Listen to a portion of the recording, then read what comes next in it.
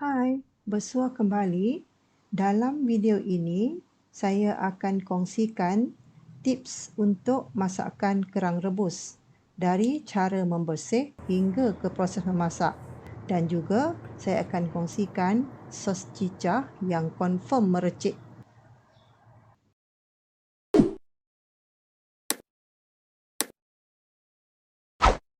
Biasanya kerang yang kita baru beli daripada pasar memang penuh dengan kotoran.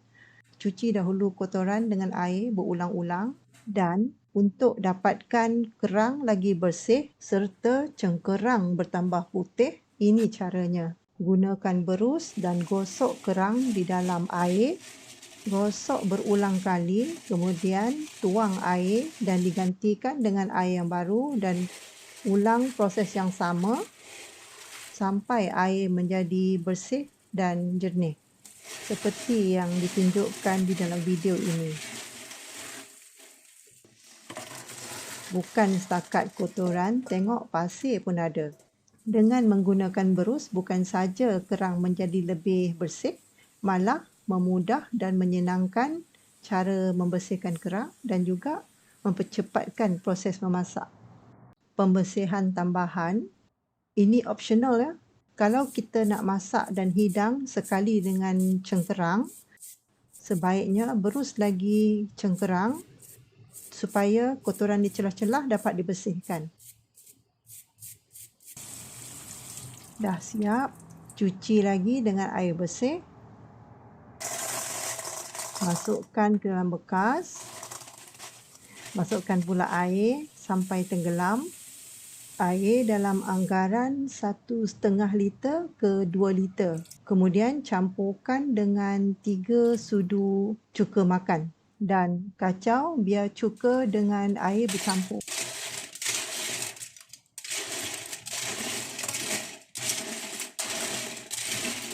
Rendam kerang dengan air cuka lebih kurang dalam 1 jam.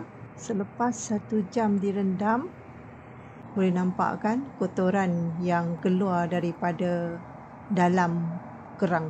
Proses pembersihan kerang dah siap. Sekarang tiba masanya untuk merebus pula.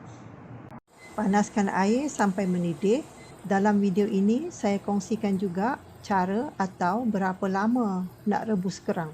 Untuk rebusan pertama, saya hanya menggunakan 1 minit lebih kepada ala-ala celor.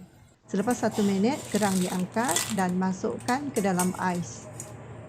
Tips ini ataupun tujuan diletakkan ke dalam ais kerana isinya akan menjadi lebih kental dan tak kecut. Ini hasilnya yang direbus atau dicelor dalam 1 minit. Untuk rebusan kedua, saya rebus dalam 3 minit.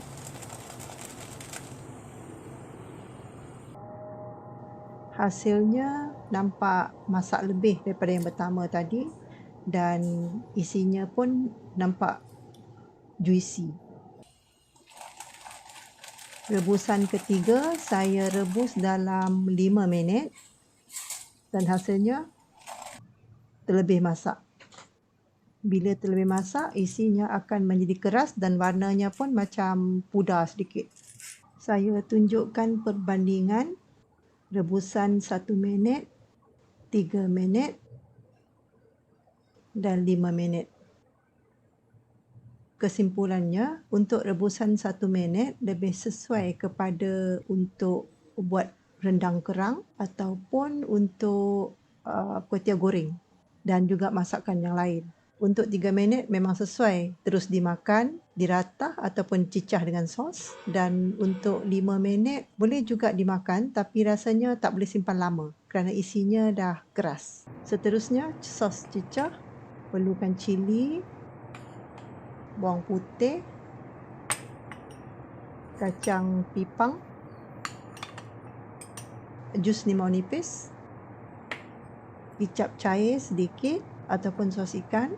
Selain itu, gula dan garam. Saya gunakan lesung batu ya untuk bahan-bahan buat sos.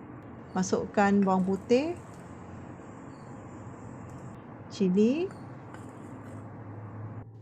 dan bawang putih ditumbuk sampai lumat. Selepas itu, Campurkan pula dengan kacang pipang. Pecah-pecahkan supaya senang kita nak tumbuk. Kacang pipang ni keras ya. Nak kacang kasar ataupun nak lumat terpulang.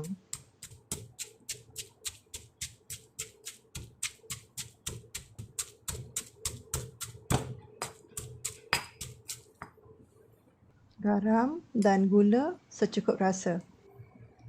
Tumbuk biar semua bahan bercampur.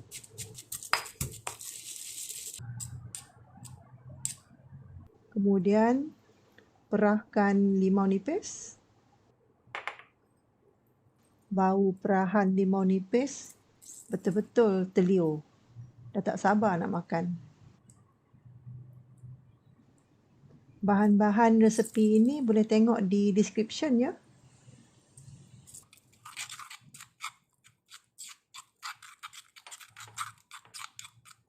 Tambah pula dengan kicap cair. Saya tambahkan sedikit demi sedikit kicap cair kerana warna kicap tu akan mempengaruhi warna sos. Jadi dengan cara ini kita boleh kontrol. Kalau rasa sos agak pekat, tambah je dengan air masak, kacau rata, sos dah siap. Selepas itu kupas kerang dan bolehlah dihidang. Sos ini rasanya pedas, manis, masam dan sedikit lemak daripada kacang tanah. Sesuai sangat-sangat dengan kerang rebus.